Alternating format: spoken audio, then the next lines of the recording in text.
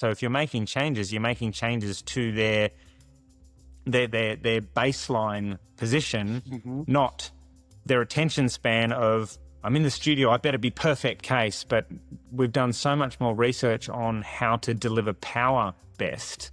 For the last few years, I've actually started to get more and more concerned about the bike industry in general. Independent, even retail stores, and I speak mostly here in Australia.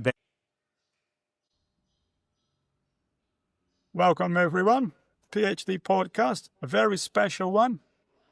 The first ever in English with Peter Spencer, bike fitter from Australia, my mentor and inspiration about everything bike fitting, where his knowledge of a broad spectrum range of topics is second to none. He has a unique and blunt delivery that you have to be prepared for.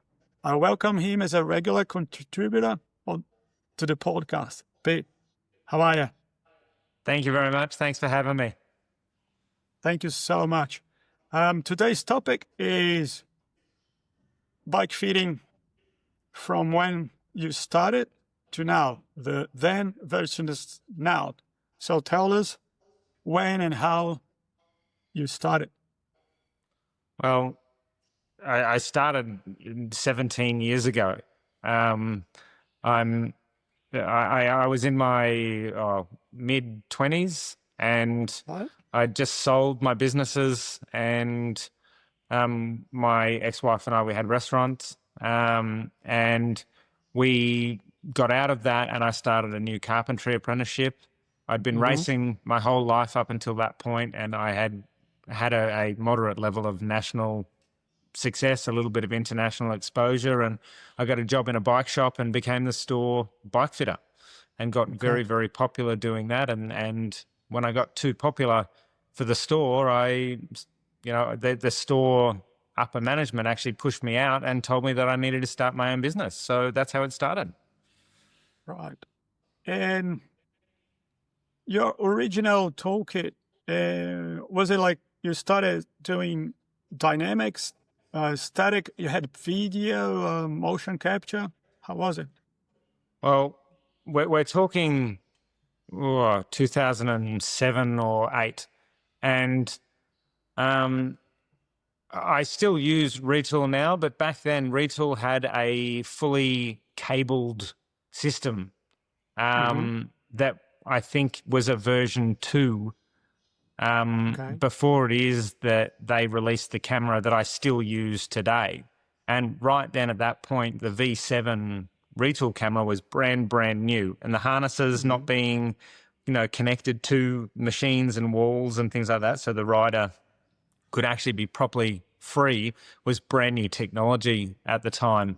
But before it is that, I'd investigated that already, and I knew that version 7 was coming, and it was, I suppose, typical at that time that everybody was still using a plumb bob to hang off the front of your knee, and if you were really special, you had a big long gyneometer, which is a big angle meter that told you some angles like physios still use nowadays, or some old school physios still use nowadays, instead of using digital versions of the same. And a lot of basic maths, like the very best physios at the time were the only ones doing a good bike fit. And they were using all of the physio principles of movement and a whole lot of mathematics, where they measured from landmark to landmark on the body. And then they had, some basic Pythagoras' theory and some angles, and you'd work out the angles that you were trying to achieve with a whole lot of measurements and spirit levels, and you would do it that way. Right. Back then, how did you validate outcomes before we had easy data? Well, back then, a bike fit was a 2 or 3 or 4 step process. And the validation of the outcome, or the success of the outcome, was actually the satisfaction of the client. And I can tell you, over, it's well more than 15,000 fits later, a rider's impression of their position is very rarely accurate.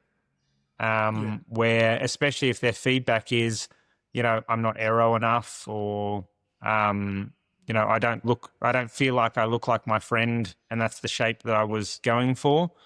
And we know that if you are introducing an extraordinary amount of changes, for example, it doesn't feel good immediately. So, but back in the day, you were seeing them again 2 weeks later when they'd barely even become accustomed to the changes.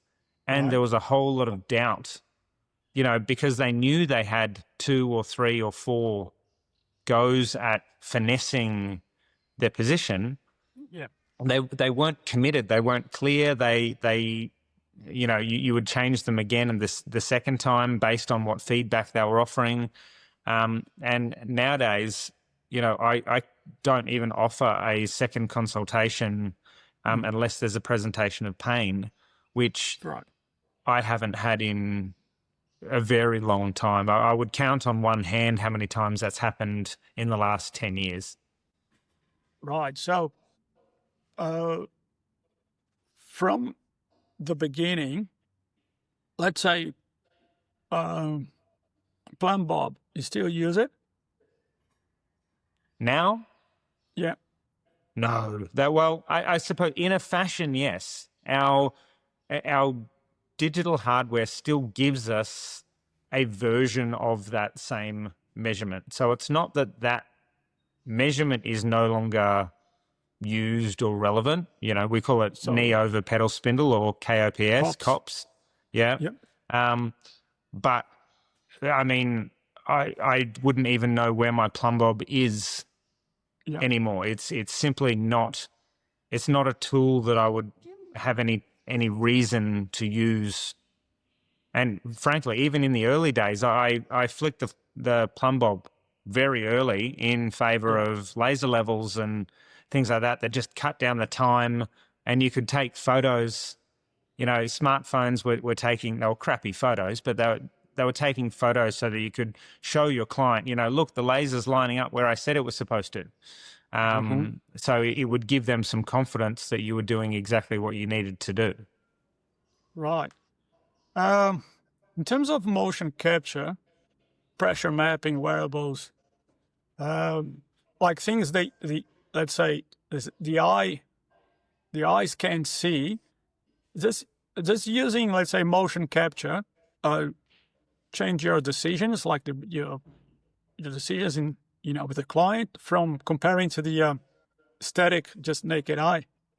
Yeah, well, the best part about motion capture is that you're taking data over, a couple of minutes. You could continue watching the data for as long as you wanted to watch the data, and you watch a rider change, from when they first sit down and start, and through different power ranges, different torque ranges. You see what they physically do when you change to a high cadence or change to a lower cadence with a heavy load, and as it is that they settle and get comfortable, what their action looks like. And in that couple of minutes while I'm watching data, I get to talk to them about the weather and what they do for work, and take their mind off the fact that they're in a clinical situation, and try and see as best you can them in their natural state. So if you're making changes to their baseline position, not their attention span of, I'm in the studio, I better be perfect. I'll do everything right to try and, impress, or this to be the best result that I can be, which is a natural reaction from most clients. They obviously want to be the best version of themselves they can be, but I need them to look like they're going to look half an hour into their bike ride or 3 hours into their bike ride, not for the 30 seconds that they're thinking about it. Usually people are looking for more data, more numbers. Is that any, not for you, but for the client, chasing pretty angles versus human adaptation? Well, I mean, the KPI of success isn't if I can turn the numbers green on my screen. Right? Being inside what the computer says is the right angles is I mean, it is still part of the goal. We still want people operating within the appropriate ranges, but we Okay. also need to give them confidence that those ranges are subjectively applied to them. Not Okay. every single person needs to have a leg extension angle of 37 degrees. You need to explain to your client, here is what we're trying to achieve within every single range. And Mm-hmm. sometimes it helps justify the expense of a change. For example, if you need to change saddles from saddle A to saddle B, you can say, well, we're trying to achieve X. The only way we're going to achieve X is if we put in a zero offset C post or Yep. a longer stem or, crank length, for example, is the almost the only way you can justify a crank length change is to show them the metric and the data and say, here is you're well outside the ranges because your crank is Mm-hmm. too long. And that Right. is how we justify, an expense without sounding like we're, guessing that it'd be good because we read it on the internet. Right. In terms of follow-ups, adaptation window, usually is it much difference you see from like a motion capture bike fit session compared to let's say a naked eye static? Like, do you get more accurate, and is that has that improved the follow-ups and the adaptation window, or is it basically the same? It takes the same time. The the necessity for a follow-up is usually reliant on the confidence that Right. the client has in you that you've done the right job. Okay. Honestly, even if you put somebody in a shitty position, if they believe that that is exactly right for them, they will go through the 10-week teething period committed Mm-hmm. to it. And unless there's a presentation of pain, they'll be completely satisfied and think you've done a Okay. great job. Um, that's not always a good thing because there are a whole lot of very convincing people out there in the profession that will convince you till you're blue in the face that you have the best bike fit in the whole world Mm-hmm. without it being necessarily what I would do, for example, or potentially the best thing for you because they've been so convincing in their ideals that you're committed to it. You are invested in the result and you go through the process without any complaints. Okay. In terms of philosophy, uh, is that have you seen a more rider centric instead of a pro look in the latest years? Absolutely. But it's funny, in the very early days, it was almost exclusively, you had two different types of fitters. You had the shop fitter who did the best they could based on basically applying the same rules that they got taught by the last shop fitter or the bike shop owner. Okay. And then you had good physios who were usually tied in with the national team or had spent some time treating international riders who were using the principles of physiotherapy to set people up on bikes. And Okay. that was, they did bike fitting as part of their repertoire and their physio clinic, but they were never a standalone business that did Mm-hmm. exclusively that. And the physios, they were looking for a really holistic, rider-centric position that didn't bow to any popular conventions on that because they were using the school of health science as their Yep. information backbone, not the popular convention of what was cool in bike shops. Mm-hmm. When more people, and I'm included in this band in the first place, from the bike industry started pitching themselves as specialist bike fitters, we obviously didn't know as much as what a physiotherapist would about the variety of Okay. injuries and injury management, but we were trying to take the health principles into it more than the popular convention Mm-hmm. that the bike shop fitters were doing. As time has grown and as companies like Retools sold their technology to Specialized, you now have hardware that really is where it was originally developed for educated fitters with that health background to make really good, easy, informed choices, is now being recruited by shops, and it's being used to upsell, on-sell, and really in a bit of a capitalist way, basically push more products onto people because computer says so. Which I don't agree with either. We've swung back to popular convention more so than it being an absolute health basis to what it is that you're making decisions on. So to your question of, what has changed, in the early days, it was all about delivering the most amount of power with the best aerodynamic capabilities that you could have by delivering the most amount of power.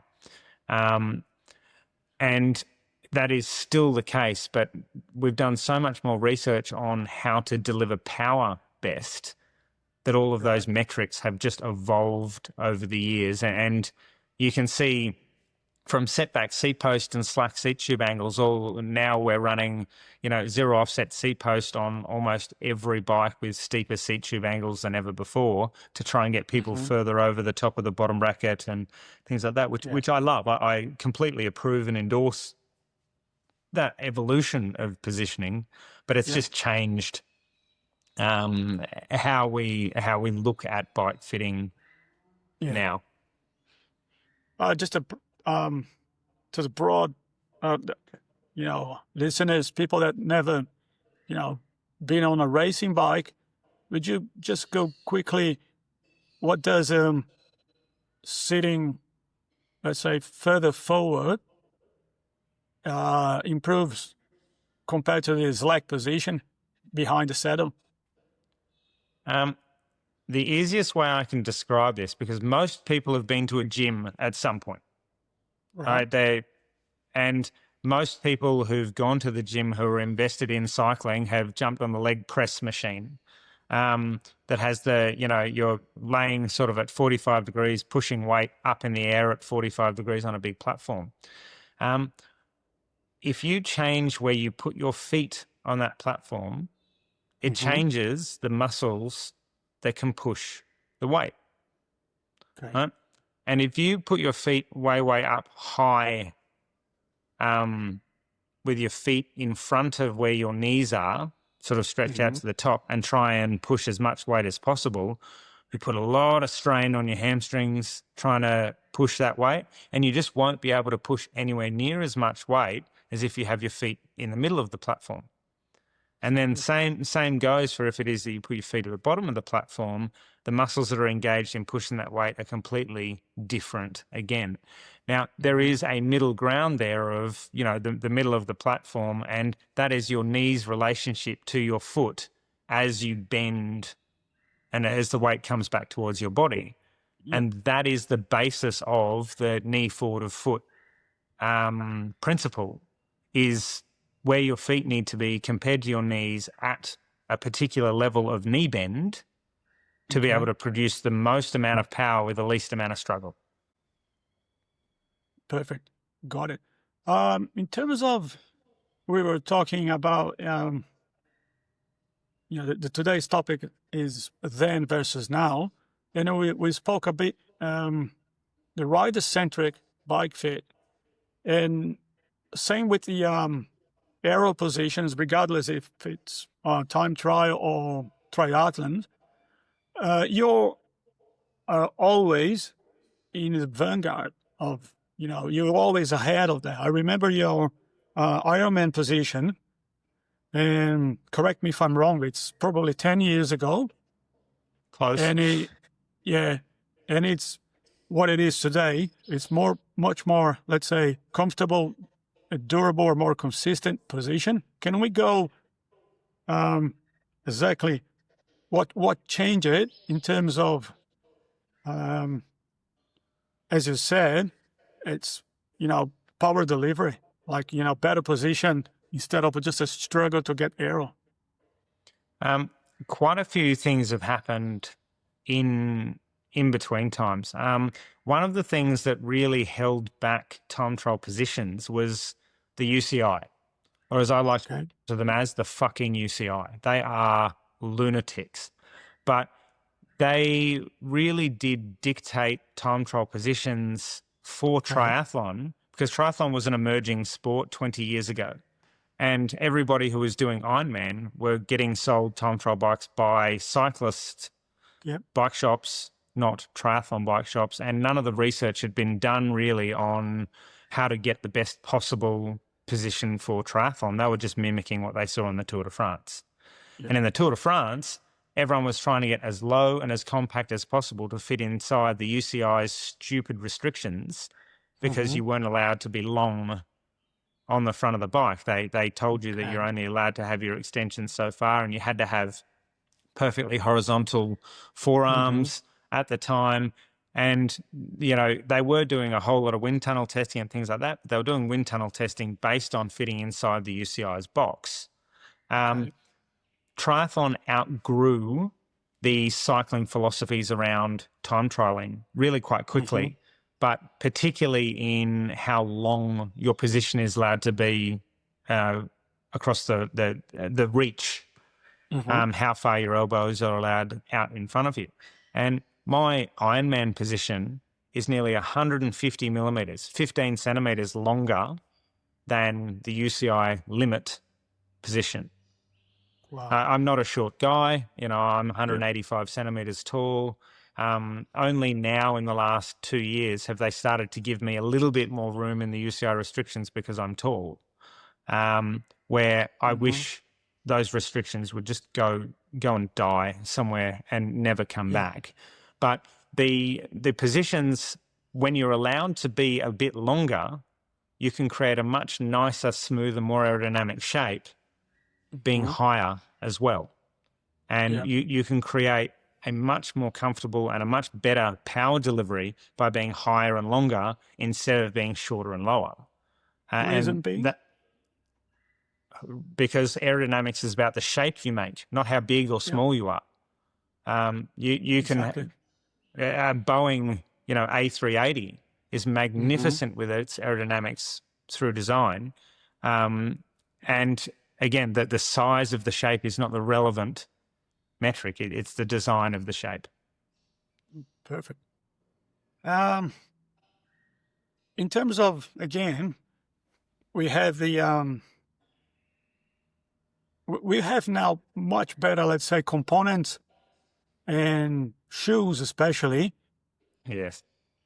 So can we go through that a little bit? Like back then, not long ago, saddles or much, you know, there were one or two brands. So it is easier to set a rider in the best position for them nowadays, you reckon? They've started actually designing products, or it's become socially acceptable to have products that, you know, 15 years ago, people just wouldn't put on their bikes because they looked too unconventional.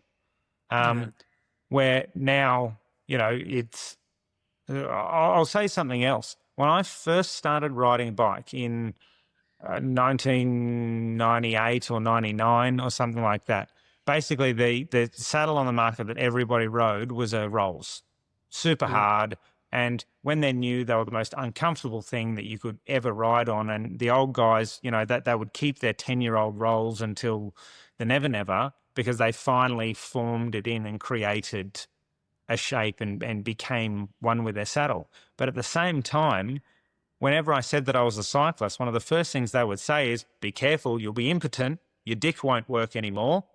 And that was literally something I remember as a 13, 14, 15-year-old. People would say to me, all just repeatedly, that was the side effect of being a cyclist. Classic.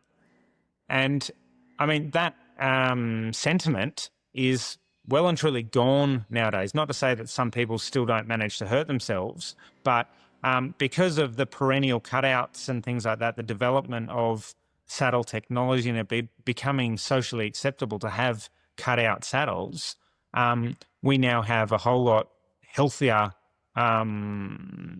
let's say, cohort of cyclists because of the innovation in cycling. And a lot of people can have a whole lot of success by changing to the better variations of that compared to the worst variations that are on the market even now. And I speak specifically to SMP and ISM saddles because they were, I mean, I don't know how old the brands are, but they've been around for a very, very long time.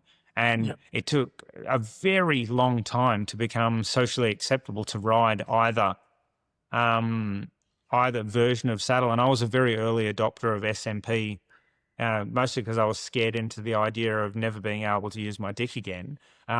But these saddles have revolutionized not only on-bike posture and comfort, but it's paved the way for it to be commonplace and now expected that to have a sizable perennial cutout to allow for a more comfortable ride. With the new technology coming, AI, where do you see bike fitting in the next, let's say, 5, 7 years, or even sooner? For the last few years, I've actually started to get more and more concerned about the bike industry in general. Independent, even retail stores, and I speak mostly here in Australia, it is being very, very hard to be a genuine and independent store. The branding and the marketing of, the big few brands is really stomping out the little guy who desperately wants to be able to help, but they can't compete on price compared to the internet. They're competing the best they can on information, but the information they're giving is different to what the biggest brands are. So even if they're what they know is truly a better, more practical, more sensible decision, the marketing says different, therefore they end up losing clients to the big stores or even stock on hand. The smaller stores just can't have the volume of stock on hand anymore. So from a bike industry on the whole, I see it moving in a direction similar to what the car industry does here in Australia, where you own the rights to sell a bike and the brand gives you a kickback per bike that you sell instead of a profit margin. And you invest in a store and the brand invests in you in return, depending on how successful you are. And you might be an owner that has 3 or 4 different stores, but in each store, you only represent that one particular brand. From a bike fitting perspective, this really diminishes that impartial advice segment of the industry. So I think that the little independent guys right now are really going to get pushed out, especially as the big brands really invest hard into automating and AI influencing the results. I have the new latest and greatest retool, which is called V8, which is really only a software upgrade. The principles haven't changed, all the numbers haven't changed, but now it dictates to me that I have to do a really, really long questionnaire with 7,000 questions in it before it is that I can get to the actual assessment stage. And it then tells me, based on the information I've given it, what numbers I'm looking for. And to be fair, it's really good. It's really quite good. If it is that you can accurately do all of the assessments and everything like that, it's giving you really good ranges to work within, which means, the average level bike fitter in a store now can do a really good job if it is that they can do all of the assessments and the questionnaires appropriately and correctly. That doesn't necessarily mean the client's going to have the best result, because bike fitting is a whole lot more than just being able to give target ranges. But that aspect really is getting automated now, and no doubt all of the other big brands, as it is that they move forwards, are going to have their own version of the same sort of thing. So I think independents and genuine experts who can do more than just make the numbers turn green are going to fade out, because the business will really, they'll go to where they're comfortable. They'll go to where a bike fit is free with the purchase of their bike in the first place. And most people are convinced that the job that they've got is well and truly good enough because the numbers turn green on the screen. Yeah. Well, Pete, today's topic, it's basically covered.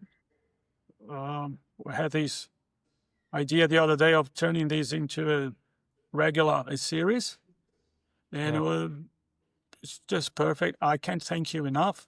Very good, valuable information.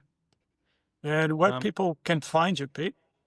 GC Bike Fit is my business name. You jump on Google and you can find some of the things that I've written, some of the things that I've done, a little bit more information about me. I operate halfway between Brisbane and the Gold Coast from the clinic you see behind me.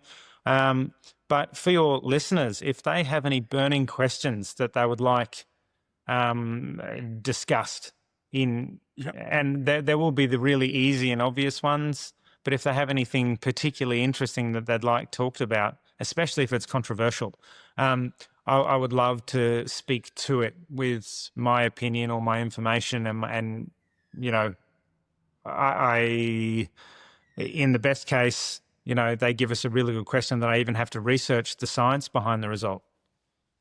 Perfect. Okay, I'll leave the details down below for they the can email me, for the viewers. Yep. I'll put all that. Great. We talk soon. Thank you so much again. Can't wait for the next session. Me either. Cheers. Cheers. Yeah.